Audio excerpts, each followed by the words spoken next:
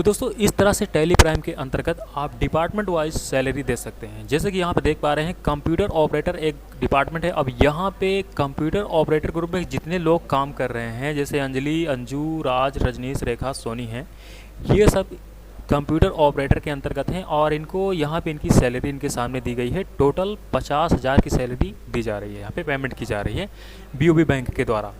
तो इस तरह से टैली प्राइम के अंतर्गत आप एंट्री कर सकते हैं अगर आप एक ऑफिस या कंपनी में काम कर रहे हैं। तो इस काम को कैसे करेंगे टैली प्राइम के अंतर्गत, चलिए आज के इस वीडियो में सीखते हैं। हेलो दोस्तों, आप देख रहे हैं अपना YouTube channel target digital India. दोस्तों आज इस वीडियो में हम सीखेंगे टैली प्राइम के अंतर्गत कॉस्ट सेंटर के जरिए हम किसी को सैलरी डिपार्टमेंट वाइज कैसे देते हैं। तो चलिए बिना देर के हुए स्टार्ट करते हैं। तो सबसे पहले आपको आ जाना है पेमेंट वाउचर पे और इसके लिए इसकी शॉर्टकट है F5।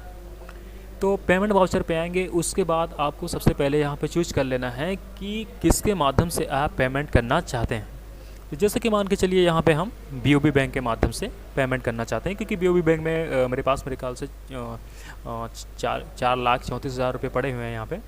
अब यहाँ पे मुझे कुछ सैलरी देनी है, तो सबसे पहले ऑप्शन इनेबल करने के बाद इसको कंट्रोल से एक्सेप्ट कराएंगे। उसके बाद आपको सीधा आना है क्रिएट ऑप्शन पे, इसके पे से बाहर आएंगे, क्रिएट ऑप्शन पे आएंगे और यहाँ जाएंगे ऊपर, यहाँ पे लिखा है शो मोर पे, इस पर हमें क्लिक करना है। वैसे यहाँ पे दो ऑप्शन आपको दिख रहे हैं, यहाँ पे कॉस्ट कैटेगरी और कॉस्ट सेंटर। अगर ना दिख रहा हो तो आप यहाँ पे ऊपर जाएंगे, शो मोर पे क्लिक करेंगे, शो इनएक्टिव पे क्लिक करेंगे, तो ये सारे ऑप्शन आपको नजर आएंगे जो यहाँ पे डिसेबल हुए रहेंगे। तो यहाँ सबसे पहले कॉस्ट कैटेगरी बनाना है, यानी डिपार्टमेंट। यहाँ पे हम कॉस्ट कैटेगरी ले लेते हैं कौन सा, जैसे कि मैंने यहाँ पे बना लिया कौन सा, कंप्यूटर ऑपरेटर का। यहाँ पे मैं कंप्यूटर ऑपरेटर का एक बना लेता हूँ। ये मैंने कंप्यूटर ऑपरेटर का एक ये कैटेगरी बना लिया। अब उसके बाद हमें यहाँ पे क्या करना है, इसको ऐसे एक्सेप्ट करा देना है।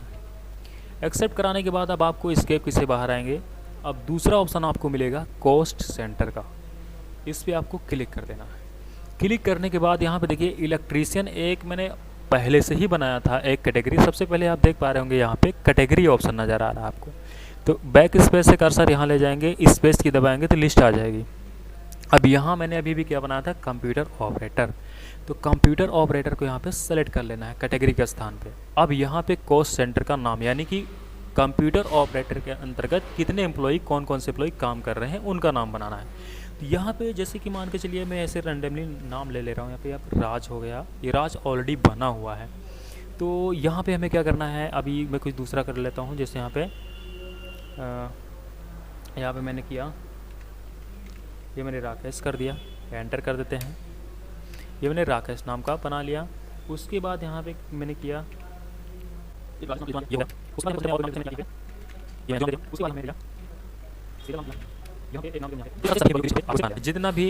जितने कंप्यूटर ऑपरेटर डिपार्टमेंट में काम कर रहे हैं उन सब का आपको कॉस्ट सेंटर नाम बना लेना है यहाँ पे। तो इस तरह से बनाने के बाद आपको इसके पीछे बाहर आना है। बाहर आने के बाद आपको सीधा आना है वाउचर पे। वाउचर पे क्लिक करेंगे। क्लिक करने के बाद F5 कीबोर्ड से अगर मान के चलिए कोई दूसरा वाउचर है तो F5 प्रेस करेंगे पेमेंट वाउचर के लिए। पेमेंट वाउचर के लिए प्रेस करेंगे। उसके बाद यहाँ पे सबसे पहले अकाउंट के स्थान पे आपको क्रेडिट है, यानी देने वाला, ये एक नॉमिनल अकाउंट का एग्जांपल है। इस वाउचर में समझ लीजिए कि नॉमिनल अकाउंट के रूल्स फॉलो होते हैं। जैसे कि नॉमिनल अकाउंट का रूल्स होते हैं all expenses and losses DR और all income and gain CR। तो सभी खर्चों एवं हानियों को हम यहाँ डेबिट करते हैं और सभी आय एवं लाभों को क्रेडिट करते हैं। तो यहाँ स्पेस दबाएंगे और अब सबसे पहले हम यहाँ क्रेडिट वाला स्थान चूज करेंगे, यानी हम BOB के माध्यम से सैलरी देंगे। तो सबसे पहले स्पेस दबाएंगे और यहाँ पे देखिए सैलरी एक लेजर बनाना है आपको। मैं बता देता हूँ Alt+C करके, ये देखिए मैं बता देता हूँ। पहले इसको मैं चूज कर ले रहा हूँ। इसको बनाते कैसे हैं, Alt+C है शॉर्टकट, Alt+C से लेजर बनता है। अब यहाँ पे लिखना है सैलरी, ये मैंने सैलरी दे दिया, एंटर करेंगे। ये बता रहा है ऑलरेडी एग्जिट, ये बन चुका है। चलिए मैं इसको सेलेक्ट कर लेता हूँ, ये बना है। अब अगर इसके अंतर्गत क्या रखना है, तो इसके अंतर्गत रखना है आपको इनडायरेक्ट एक्सपेंस। यहाँ पे ग्रुप की लिस्ट आ गई है, देखिए इनडायरेक्ट एक्सपेंस आपको चूज करना है। अब इसको एक्सेप्ट करा देना है कंट्रोल-A से। अब यहाँ टोटल कितनी सैलरी दी जा रही है एम्प्लॉइयों को, तो यहाँ पे डाल देना। मान के चलिए यहाँ पे मैं 50,000 रुपये डाल दे रहा हूँ। ये 50,000 सैलरी पे की जा रही है। अगर नॉर्मल देखा जाए तो कुछ लोग ऐसे ही करते हैं, अगर नॉर्मल एंट्री करें तो सभी लोग ऐसे ही करेंगे कि BOB के माध्यम से सैलरी 50,000 रुपये की सैलरी दी जा रही है।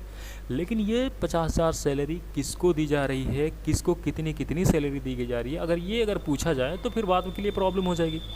लेकिन अब यहाँ पे कॉस्ट कैटेगरी सेंटर की अगर सहायता से हम करेंगे तो यहाँ पे आसानी के साथ किस डिपार्टमेंट में किस एम्प्लॉय को कितनी सैलरी दी जा रही है ये आपको आसानी के साथ देख सकते हैं और यहाँ पे बता भी सकते हैं।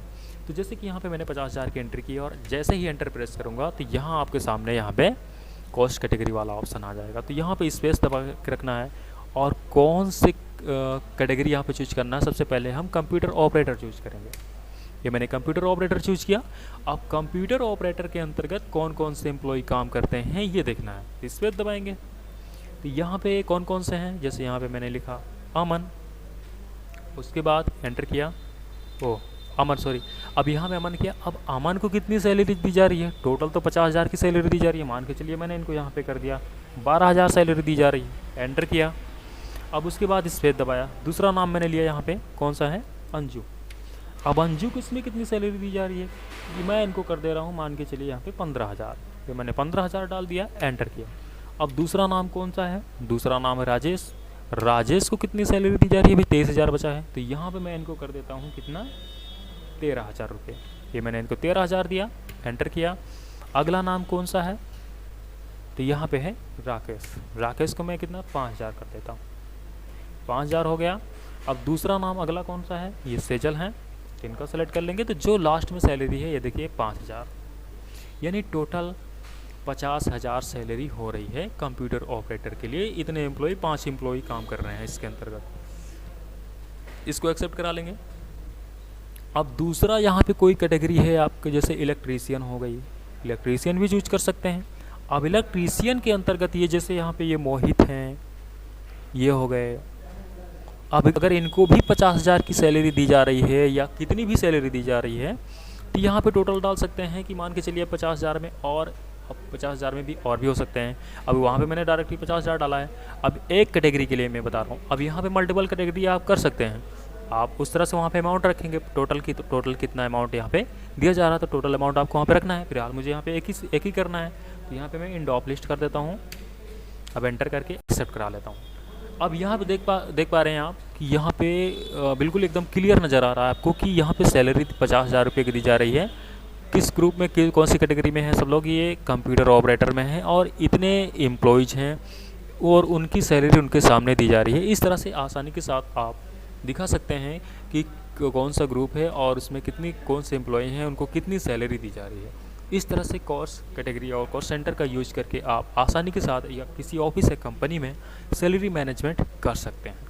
अगर आपको वीडियो अच्छी लगी हो तो वीडियो को लाइक करें, दोस्तों के साथ शेयर करें और ऐसी वीडियो आने के लिए चैनल को सब्सक्राइब करें। मिलते हैं कुछ